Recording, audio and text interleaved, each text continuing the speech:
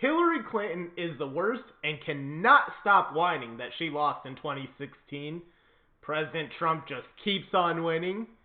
And Joe Biden joins the field, sending the Democrats up to 20 candidates. Let's get to it.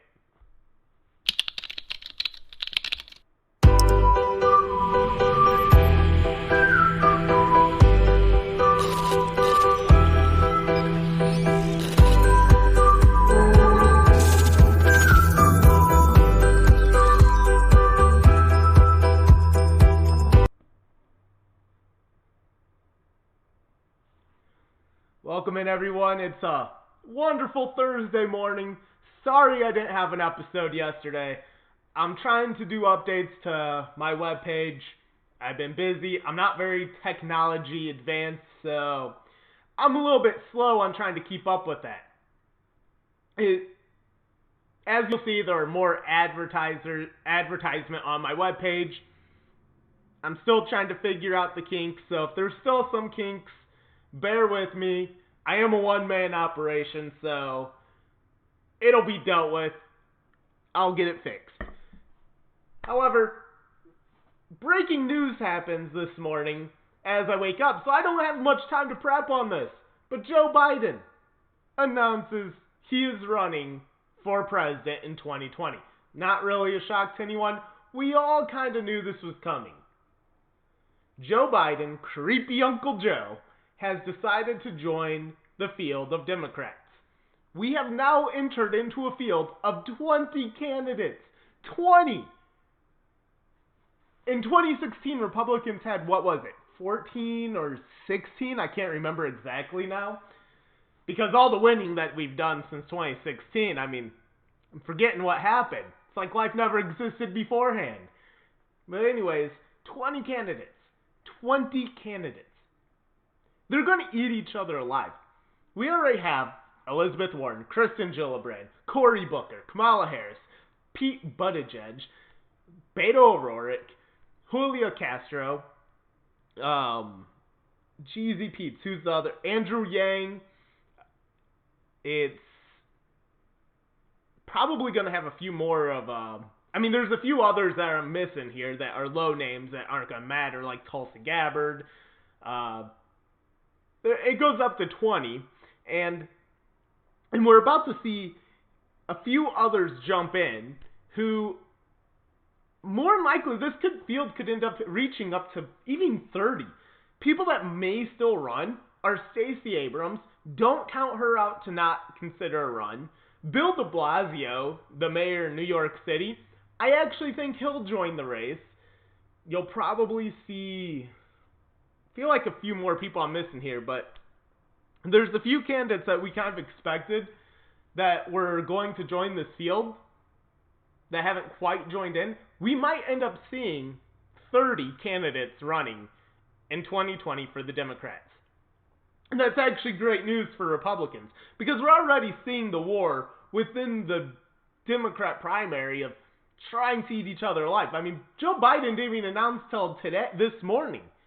And Joe Biden has been completely destroyed by these accusations of women saying that he inappropriately touches them, which he does. However, we've all known about this since, the 80s, the 70s? And they're just now coming forward in 2020 when he's actually a serious threat to win? Yeah, I think that we're about to see some pretty heavy dirt, because Joe Biden hasn't entered into the mudslinging yet, and we all know Joe Biden's going to be mudslinging at everyone. I think Pete Buttigieg, who's been kind of gaining steam, he'll fall back a little. I think you're starting to see he's radical, and he'll fall back a little bit. He just gained steam because he's moderate, and the media is pushing him and the elitists. This is honestly, with the Joe Biden entering the race, this is Bernie Sanders' race to lose at this point in time. The more candidates that join in, the harder it is to beat Bernie. Which is a good thing, because Bernie can't beat President Trump in a race-off. President Trump, easiest route to victory for him is through Bernie Sanders, because Bernie is not going to win any lean red states, and he's not gonna do well in the Midwest. The Midwest, as a whole, outside of the communist state of Illinois, rejects socialism.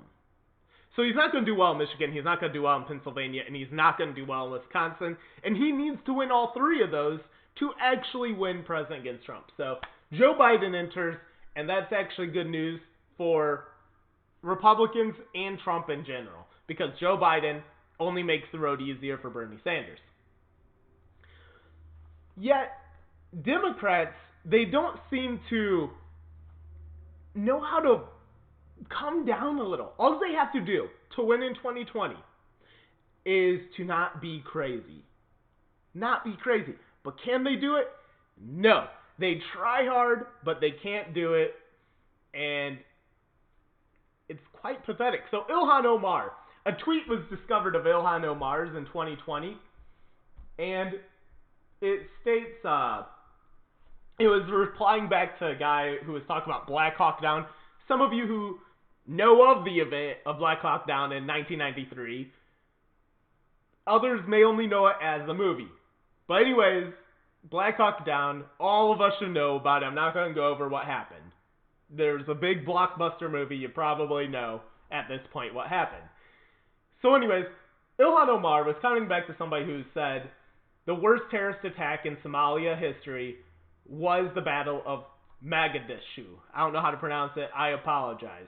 Where 19 U.S. armed forces dead and 73 wounded. Well, Ilhan Omar replied back to this. In his selective memory, he forgets to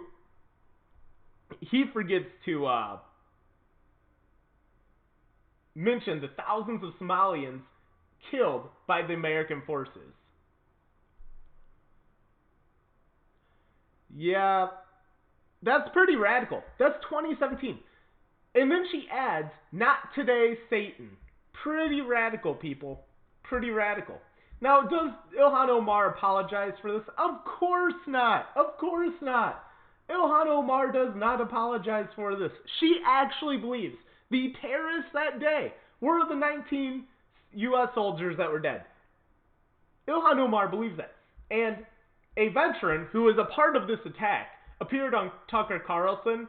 I'm not going to play the clip because, well, it's too long and I'm tired of getting copyright strikes on me, alright? So,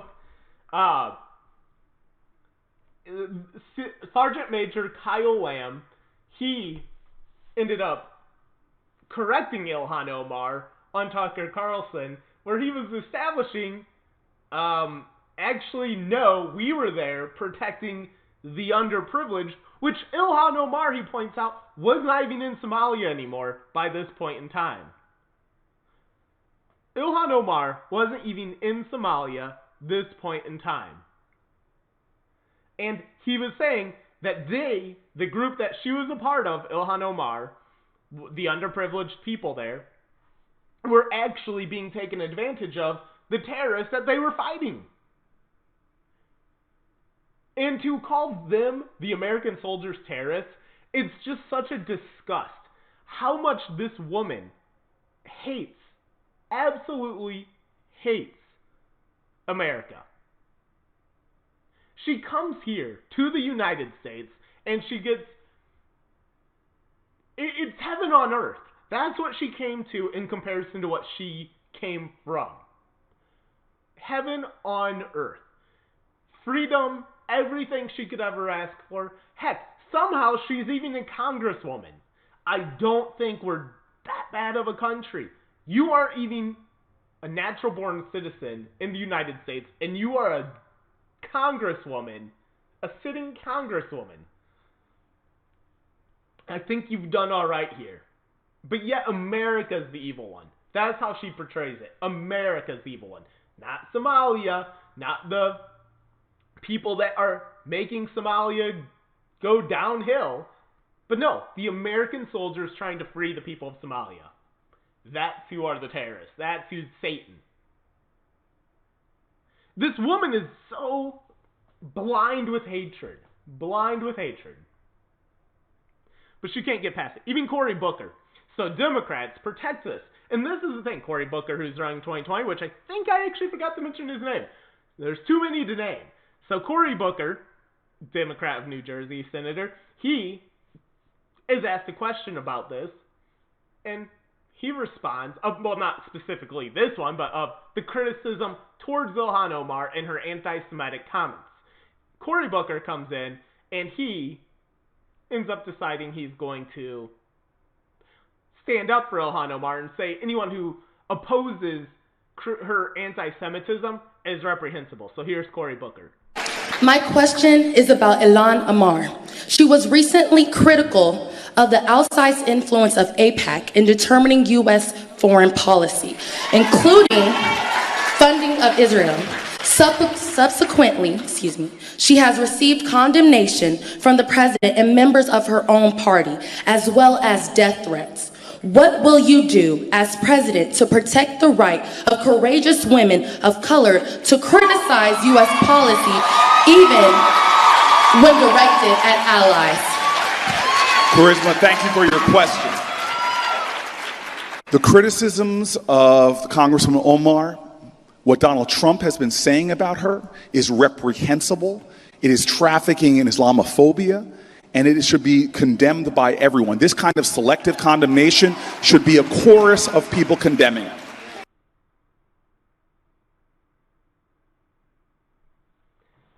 Absolutely disgusting.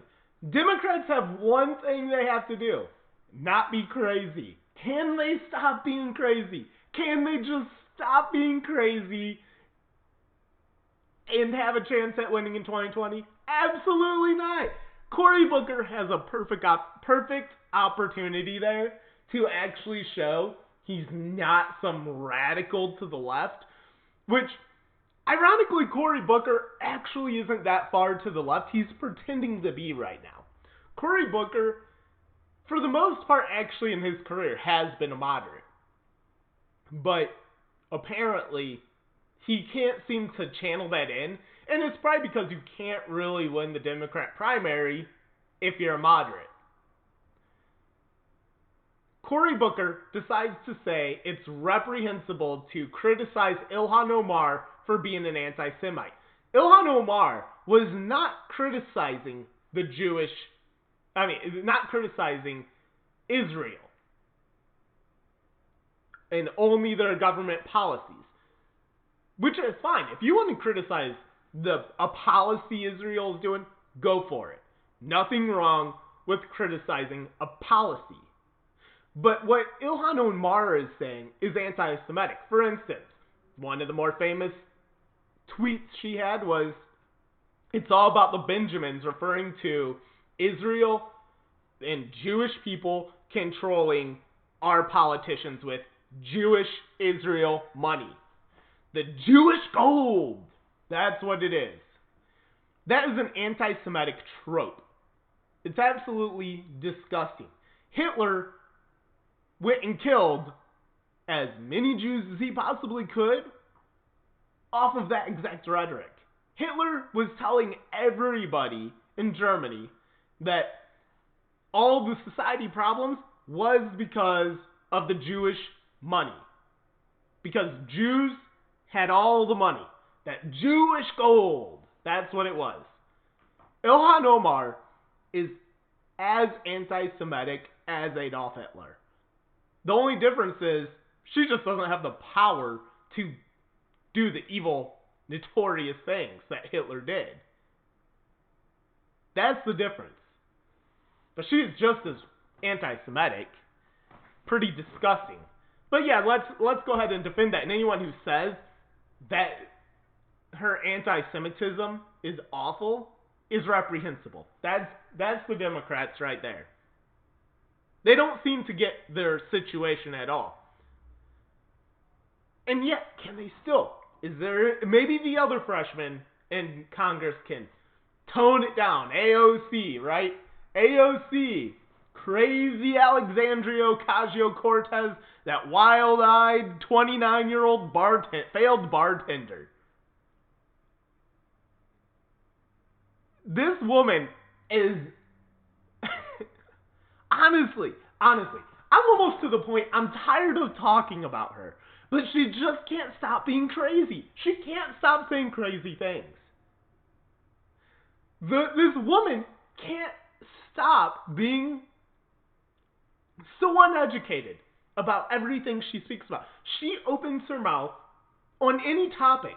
She has not found a topic that she has not decided to make a really strong stance on, even though she has no idea what she's talking about. So, recently, Alexandria Ocasio-Cortez decides to give a speech in front of veterans praising the VA. She was praising the VA's health care, that whole health care plan. She was saying the VA is the ideal, the greatest height of health care. Which I actually, weirdly, if you're going to say this is the height and the greatest achievement that you can attain from government-controlled healthcare, I actually agree with you, which is not a compliment. The VA is a mess. Last year alone, 40 veterans died because they had to wait. Because of the waiting that you have to wait for. That's what's wrong with this socialized, government-ran healthcare. But she's so obtuse to anything. She's so obtuse to understand. I mean, this is basic knowledge. The VA being a crap-ran organization for healthcare, that's not a partisan issue. Democrats and Republicans all agree the VA sucks. But Ilhan Omar, but practically the same person, Alexandria Ocasio-Cortez goes out and says, if it's not broke, don't fix it. If it's not broke, don't fix it. I wish she would apply that knowledge to our economy. Our economy is doing great, but you want to break the economy. The VA is a disaster. A disaster. And you're claiming it's not broke, so let's not fix it. 40 people last year died because they were waiting too long to receive their benefits. I think it's kind of a disaster, and it is broke. And it may need some fixing. Now, President Trump, he has went and he done some things. He improved the VA. So the VA is not as bad as it once was. The VA is still not good and still needs to be fixed drastically. But what Trump did was actually make it where the military members are able to go get a private doctor. And they aren't reliant on the VA to pick your doctor for you and be in a certain channel of doctors that you can only use, which causes these long waits. But the VA is still a mess. It still needs a lot of work. And for Alexandria Ocasio-Cortez to go up and say this, it shows how insane she is. She just won't admit that it absolutely sucks, because if you admit that sucks, you have to admit the Medicare for All that she wants to do is going to be just as much, if not more, of a disaster. And it will be more of a disaster because we're talking on a much larger scale. This is why she believes it's not broke. She does believe this is great. But it's not. Even Democrats disagree with her on this. The only reason why Democrats don't want to do anything about it is because if they do something about it, they are kind of signing off that it's, meaning their entire platform, Medicare for All, and Obamacare, is also a disaster. So that's the issue that we're facing with that. And AOC just can't seem to tone down her rhetoric, can't seem to tone down her crazy. And obviously, she controls. She is now. Bernie Sanders was first the one who drugged the party to the left. Bernie Sanders in 2016 and 2015 grabbed a hold of that party and yanked them far to the left. But AOC, this girl, I think she's outflanking Bernie Sanders to the left. And uncrazy. This girl is not. I think she thinks Vladimir Lenin is a far right-wing capitalist. That's how far left I think this woman is. Now, Netflix, though. Netflix, they decide they're going to run, as you kind of see with the picture I have up here, they're going to have a documentary on Netflix over AOC.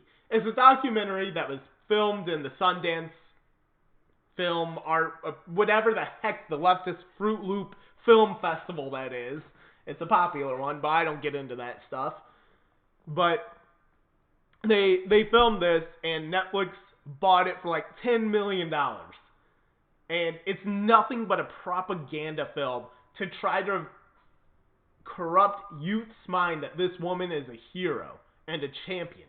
She's bat crap crazy that has no clue what she's talking about and really needs to read some books and not just repeat what her far leftist Marxist professor told her. So here's the Netflix video of AOC's premiere. If I was a rational person, I would have dropped out of this race a long time ago. Crowley hasn't had a primary challenger in 14 years. He's taken $3 million per cycle. He's gonna tell me I'm small, that I'm young, that I'm inexperienced.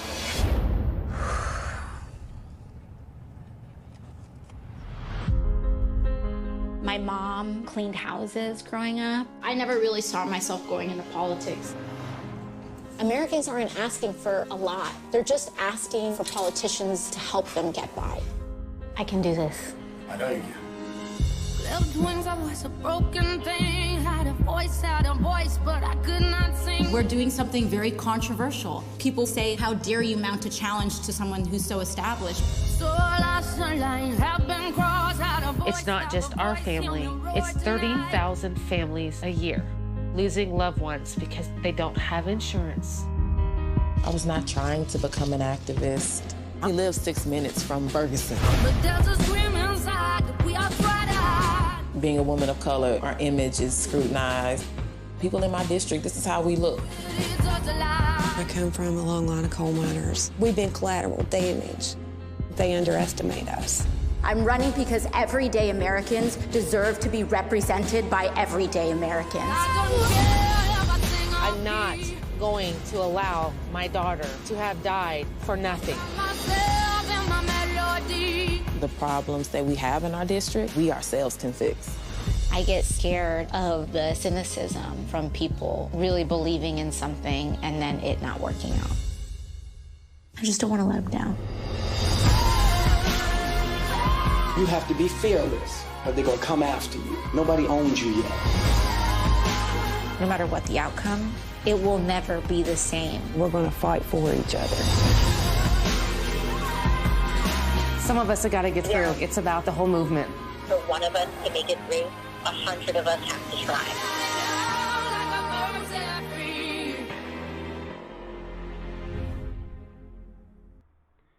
How crazy is that? You watching that, you almost start liking her. That's pure propaganda. Not once do they actually establish the reality of her as a far left Marxist looking to destroy our country and that has a complete hatred for us and has no clue what she's talking about. In other words, this entire documentary has no substance and it's just going to try to appeal to your emotional strings to try to sway you over to like her just so that you agree with her stupid policies that make no sense. I mean, the Green New Deal was a joke. Seriously, it was a joke. Scientists mock it. John Stossel from Real TV, he's used to be on Fox News, and he makes YouTube videos now that are investigative journalism. Is quite interesting. He did one on the Green New Deal, and he had these scientists on that talked about why the Green New Deal is an absolute joke and a catastrophe if it was implemented. So these scientists were talking about how and these were scientists, by the way, who actually believe climate change is an issue. Probably not to the extent of AOC. I keep wanting to mix up their names. But they believe that it's an issue. I personally am not a big fan of it. I don't think it's that big of an issue. So these aren't people that are politically leaning, it looks like. However, they do point out, if you were to do the Green New Deal, it would actually cause more harm to our not economy, yes, they point out economy, but our ecosystem, the environment, than it would help. We would be forced to do more coal burning or wood burning, which would cause more carbon, because she won't allow the nuclear energy. Now, if you wanted to say, hey, I want to get rid of all fossil fuels, you need to go nuclear energy. And that's what they were saying. Because that's the only way you would be able to even think of it. Not that that could actually even work, in which I do believe they acknowledge that you couldn't just do that right now because we just don't have enough. But if you're going to do that, realistically, that would be the route to go. And realistically, you might actually be able to attain the level of nuclear energy needed to provide America the energy needed to not destroy the world. So, if you were to go, though, these solar panels, which you could never, they admit, the scientists, that you could never actually get enough energy from these solar panels, these wind power turbines, you'll never actually be able to get enough energy from these, and you'll go days without energy, kind of like in Venezuela. But these wind turbines actually take up a ton of space. So, in order to provide enough energy, and it would be energy, again, off and on, because wind is not constant. Sun is not constant. So, off and on energy. But the only way, the amount of space you'll need to get even close is the entire space, the entire state of Texas would have to be filled to the max of these giant windmills. That's a lot of land. Not to mention, that would destroy the land. That would also, because you'd have to chop down and deforest the entire state of California. You would also have a lot of death of birds, because, I mean, birds die a lot in these. So, I mean, you're destroying the environment, is what they're pointing out. It would actually cause more harm than good to go towards the Green New Deal, as far as if you're trying to attain the goal of getting a more healthy environment and climate. It's an interesting video. I'm probably going to have it up here pretty soon. I wrote an article on it. I haven't published it yet. But anyways, AOC's crazy. The Democrats keep backing her. They don't seem to understand you got to get away from crazy if you want to win, but they keep backing these radical freshmen. And who leads the charge, though? Who leads this charge in the 2020 presidentials that's dragging them to the left in this? It is none other than the crazy commie Bernie Sanders. Bernard Sanders, Mr. I'm going to sing shirtless on a honeymoon in the Soviet Union in 1988 to My Land is Your Land. The radical communist Bernie Sanders, he appears... Whoops, sorry. That's a video I'm going to show you in a second. But he appears on the CNN town hall where they held a few of the 2020 candidates. But Bernie Sanders goes on and he says, in a question about, he wants to give, because he announced he wants to give voting rights to inmates, prisoners, someone in the audience questioned him, are you wanting to give voting rights to murderers, rapists, and terrorists, and in specifically the Boston bomber? Bernie Sanders had the opportunity here to say, well, okay, look, I may want to give rights to prisoners, but no, not the Boston bomber, not rapists, not murderers. That's a little extreme. Nope, Bernie Sanders doubles down and says, yep, I want them to vote. Yep, Boston bomber, the child rapist, the murderer, they get to vote behind bars. I don't care. So here's Bernie Sanders, crazy commie Bernie, going to give you that segment. Senator Sanders, you have said that you believe that people with felony records should be allowed to vote while in prison. Does this mean that you would support enfranchising people like the Boston Marathon bomber, a convicted terrorist and murderer? Do you think that those convicted of sexual assault should have the opportunity to vote for politicians who could have a direct impact on women's rights? Okay, thank you for the question, Ann. And let me just say this. What our campaign is about, and what I believe, is creating a vibrant democracy. Today, as you may know, we have one of the lowest voter turnouts of any major country on earth. I want to see us have one of the highest voter turnouts. And by the way, what we're seeing is more young people getting involved in the political process, but not enough. And in my view, if young people voted at the same percentage that older people voted in this country, we would transform this nation. But to get to your point, we live in a moment where cowardly Republican governors are trying to suppress the vote. And in fact, right here, as you may know, in New Hampshire, the legislature and the governor are working hard to make it more difficult for young people to vote.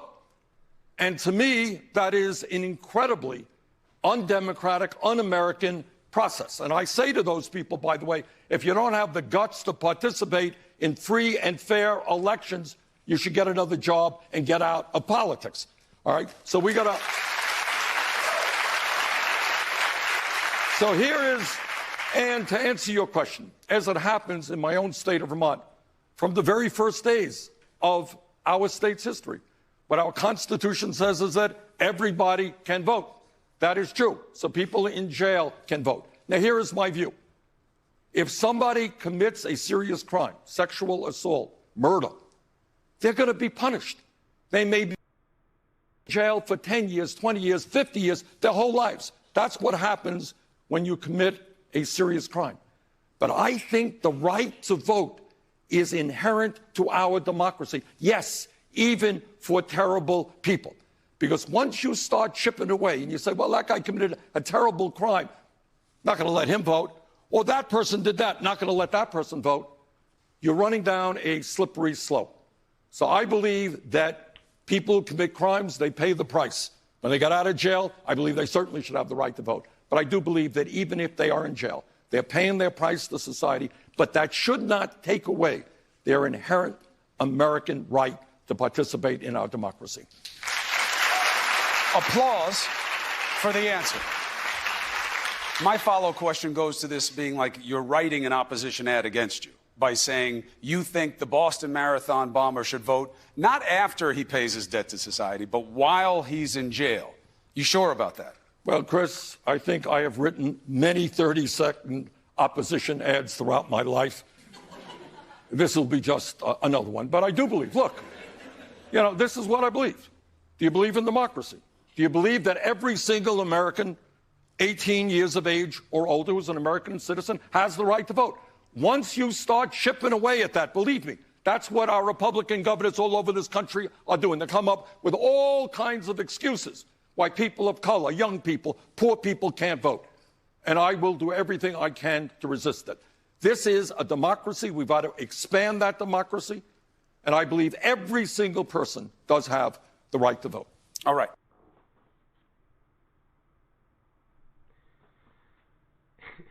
Even Chris Cuomo was like, well, Bernie, you don't think maybe this will extreme? When Chris Cuomo, who is the brother of the governor of New York, Andrew Cuomo, who is a radical leftist, who is also the son of former governor Mario Cuomo, another former radical.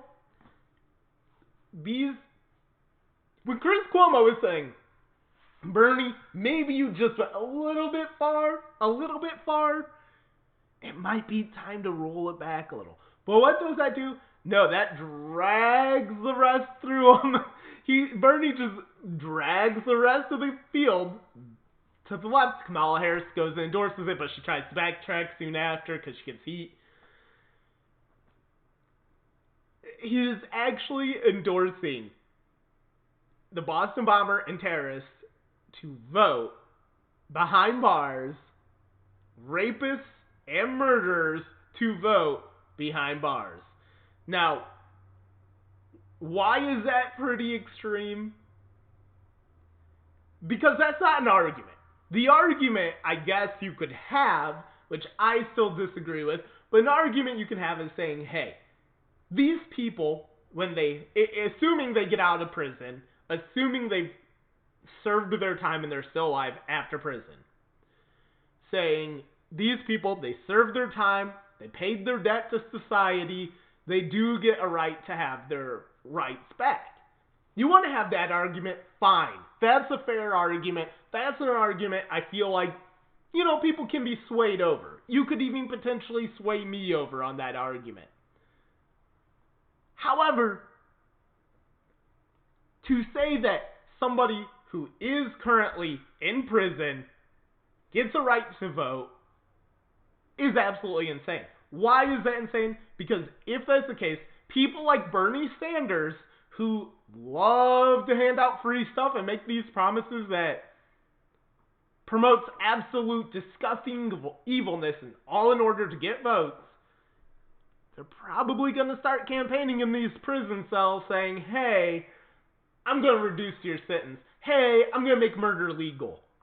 They'll probably do things like that. And if you know what, if you think that I'm just kind of joking by saying this, I want you to think about 20 years ago, if somebody was saying about Democrats, they're going to say you can abort babies after birth. That used to be a joke. Heck, that was just probably a year and a half ago we were saying that's a joke. They're actually saying that now. If you don't think that would happen, you're kidding yourselves. You're kidding yourselves. Democrats have not reached a level of extreme they don't like. All in order to pander for votes. So now we're seeing Democrats want illegals to vote. They want 16-year-olds to vote. They want to have prisoners to vote. And they want terrorists to vote. I wonder why that is. Is it maybe, just maybe because us normal American citizens who are in adulthood that do have our own income, own our own home, own our own car, we actually don't like being taxed? Yeah, I think that might be the case. Also, I'd like to point out, what if you were to give these these prisoners the rights to vote while they're behind bars, why do they not get a gun while they're behind bars? I mean, if we're giving them back their rights, now we're opening up this chain of rights. Who are we at this point to say that these prisoners now get the right to vote, but they don't get the right to the Second Amendment? Why not? You got to give them back their rights, correct? Isn't that what Bernie says? So now we got to give these prisoners the right to own a gun. If they can own a gun, they can own a gun. Obviously, I disagree with this. I don't even think the prisoners, if you've committed a violent crime, should be allowed to even have a gun the rest of your life. Even when you're out of prison. And I'm including, obviously, too, if you're a rapist, child predator of some sort, you lose your rights. You forfeit your rights when you impede on others' rights. That's why you don't get a right to vote. But no, Bernie Sanders, he doesn't care. As long as he can get his way to make us a Soviet Union 2.0, he'll be happy. Gonna put us all in gulags anyways. Bernie Sanders, though, isn't the only radical. Kamala Harris is trying hard to get herself in the radical base for 2020. Kamala Harris has went out and said, in the same town hall that Bernie made this statement, Kamala Harris said she wants to, if Congress does not make gun restriction laws that she wants within 100 days, she will executive order it in. Kamala Harris will use her executive powers to outlaw guns she doesn't like. And we know that she wants to go after assault weapons, is what she says. Assault weapons are such a broad term. Assault weapons are such a broad term that it can apply to any gun. Because there is no such thing as an assault weapon. There's not one thing that is defining an assault weapon. The Democrats, the way they define assault weapon, because it's not an actual term, is pretty much anything that looks scary. They call them semi-automatic guns. All these guns, like AR-15s, they're not. They're a rifle. One trigger pull, one bullet. One trigger pull, one bullet. What is this automatic gun? Spray. You just gotta go hold the trigger and it sprays. You can't do that with guns we own today. There are far more deaths with handguns, and trust me, they'll come after handguns. Trust me on this. They will. It's just a start. To use executive order, that is insane. And if she does this, I don't think she understands. That's outright calling for a civil war. Because who the hell is going to hand over their gun? Seriously, who will hand them over? I won't. So that means the only way that the government will get your gun is by coming in with force with other guns after her executive order. And at that point, as we've seen at least 3 different instances in the last year and a half, when the police come to take your gun and you're unwilling to do it, a bullet ends up going through you. You don't end up living it. So that means it's going to be very violent. And if that was to happen one time under an executive order, you triggered the Civil War. Not wise, not smart. Good thing we got Trump, who will win in 2020. It's going to be a landslide, people. I'm not even that worried. Just make sure you go out and vote, otherwise he will lose. And this leads us, though, to President Trump, who is just doing a phenomenal job. President Trump, he has been a great president. I think he might end up passing Reagan on the all-time list. I love Reagan. I mean, no, I don't put Reagan as the number. I mean, in my lifetime, I apologize. Because, obviously, I wrote an article. The number 1 president of all time is George Washington. I'm not saying Trump is passing George Washington. I am saying I think in my lifetime, he's going to probably pass Reagan as the greatest president in my lifetime. And I think Trump will probably end up arguably right there at number 2 all time. He may potentially, if he can do something about the abortion, I think I could put him ahead of Abe Lincoln. I really believe so. So President Trump, though, he has made some statements coming out about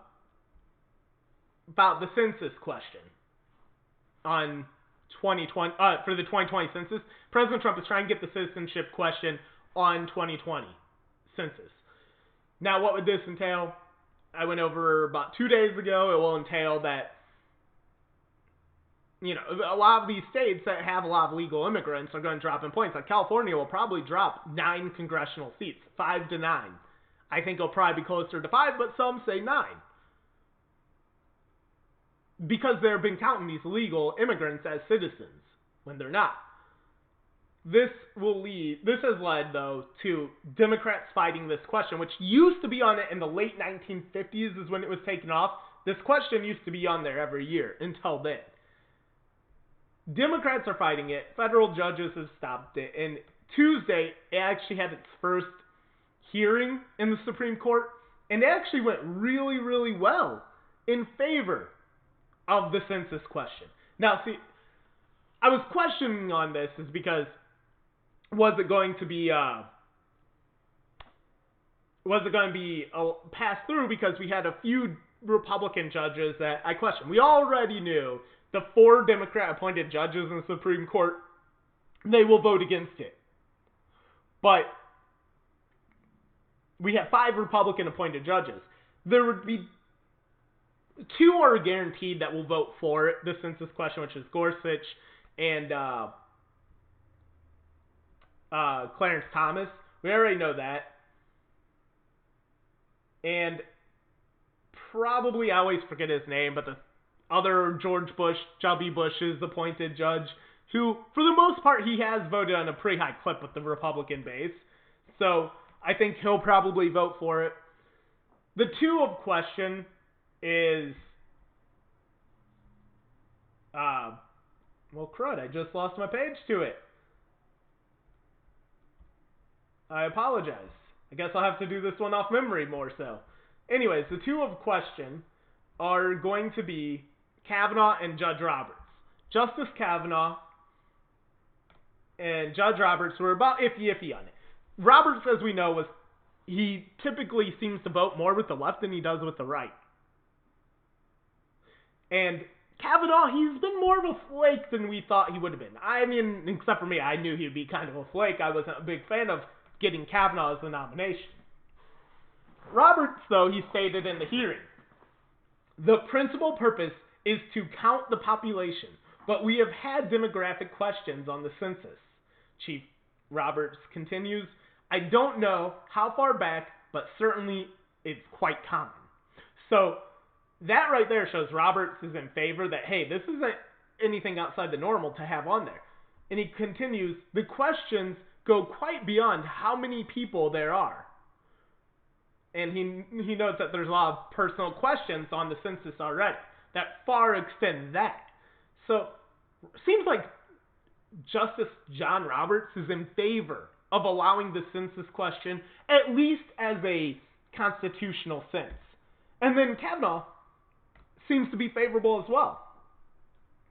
So Kavanaugh, he noted that the census question should be up to the Trump administration and not really a court's decision, and which is a good thing that he says that.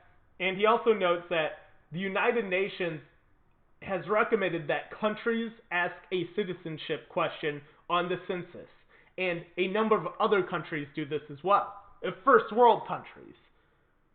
So Kavanaugh is saying, first of all, the precedence should be on the Trump administration, not in the courts. Second of all, the UN and other industrialized worlds do this as well, so what's the issue? This seems like a pretty normal thing. And as we've said before, it's because Democrats know that they're going to pretty much lose. I actually did a whole segment, which I actually forgot. About 9 months ago, I did a 15-minute video on why Republicans will probably rule the president's office for the next 30 years. And it's because of this question is really what it comes down to. This question gets added, Republicans are going to win the office a lot, and that's why Democrats are fighting it tooth and nail. And President Trump, though, he continues, though, with other aspects of life, so we're going to probably get this census question. President Trump, though, is praised by Prime Minister Benjamin Netanyahu for the Golan Heights, because Trump acknowledged Golan Heights as property of Israel, and it's Israel's territory, which, why that's important is because a lot of the terrorists from Jordan want to use Golan Heights to come in and attack Israel, but if Israel has control of Golan Heights, that gives them the advantage point to be able to control incoming terrorists, which makes it very difficult to attack them. And that's why it's important. So Benjamin Netanyahu, who is becoming best friends with President Trump, is actually going to name Golan Heights after President Trump. Which is, I mean, Israel loves Trump. Israel loves Trump. They actually viewed President Trump as a biblical anointed individual by God. Now, they're not saying that this is in the sense that President Trump is a god or President Trump is a godly man. They are saying he is on par with King Cyrus.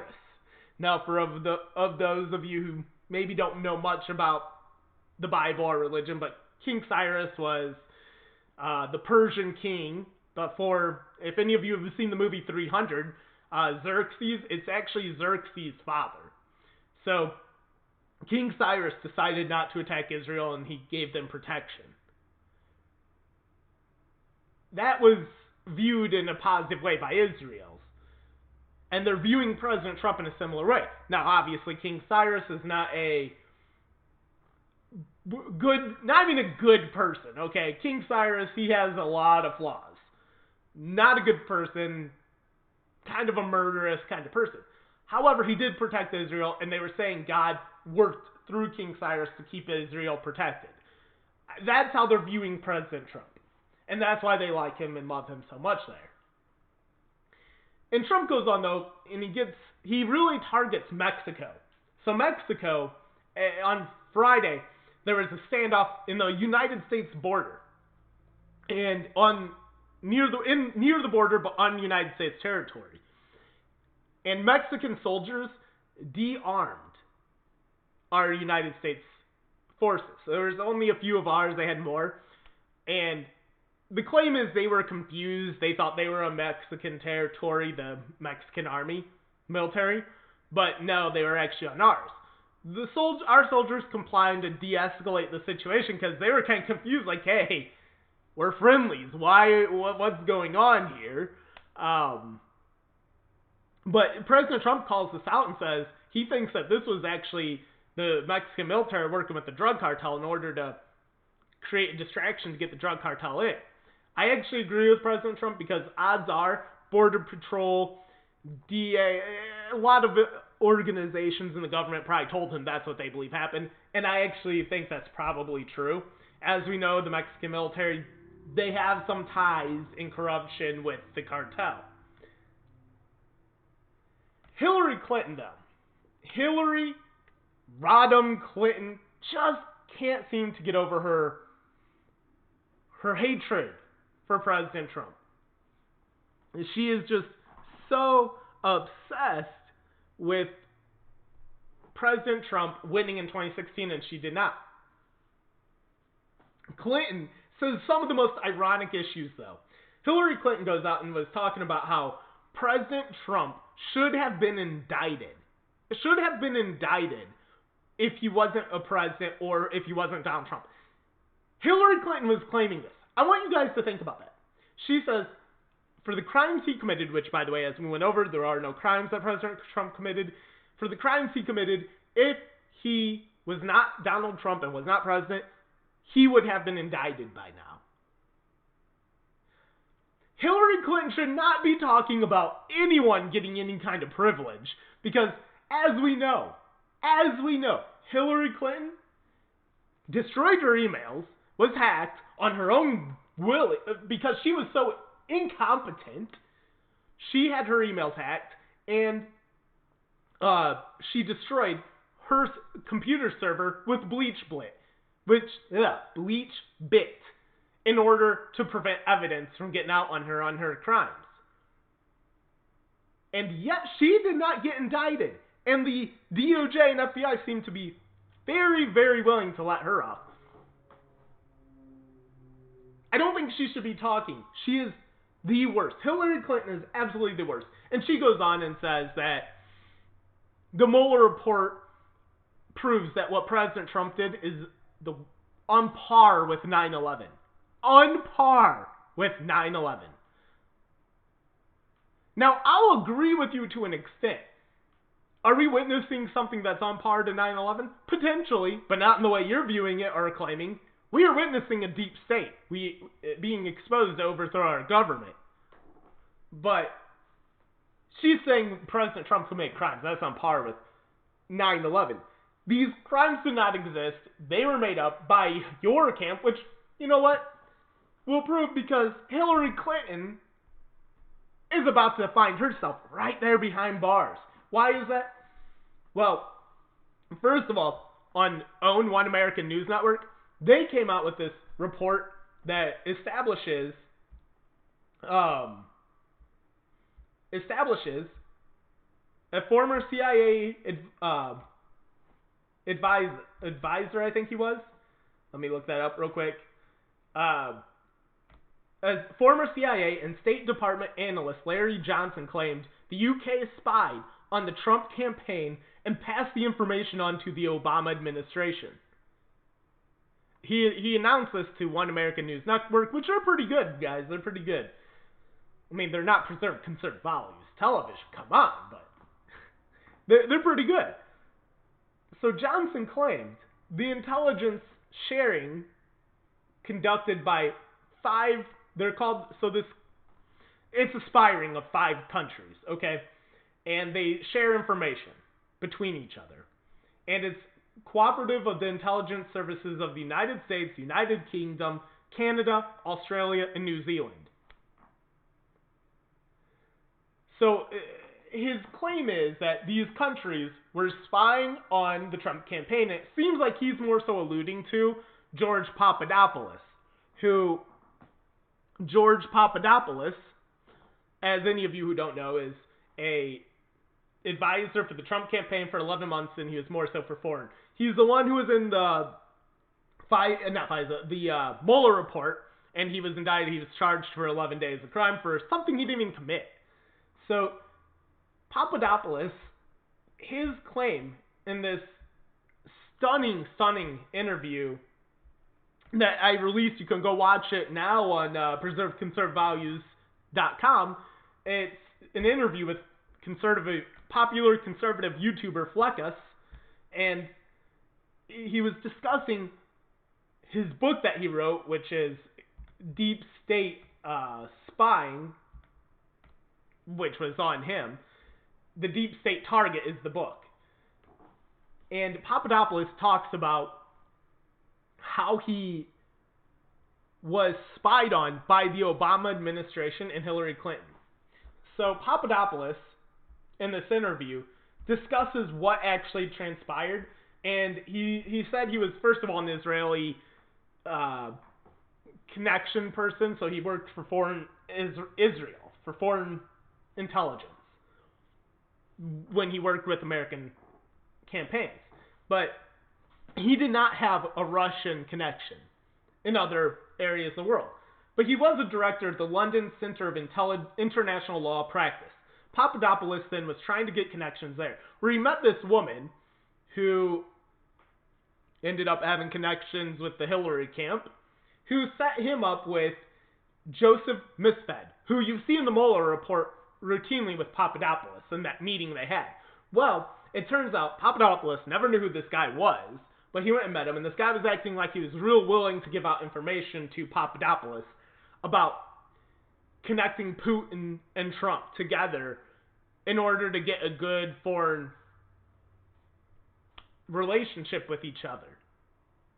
Well, Joseph Misfed turned out to actually be a Hillary Clinton supporter and was attending her campaigns and her meetings. Joseph Misfed was found out by this, ironically, through George Papadopoulos' wife, which Papadopoulos talks about,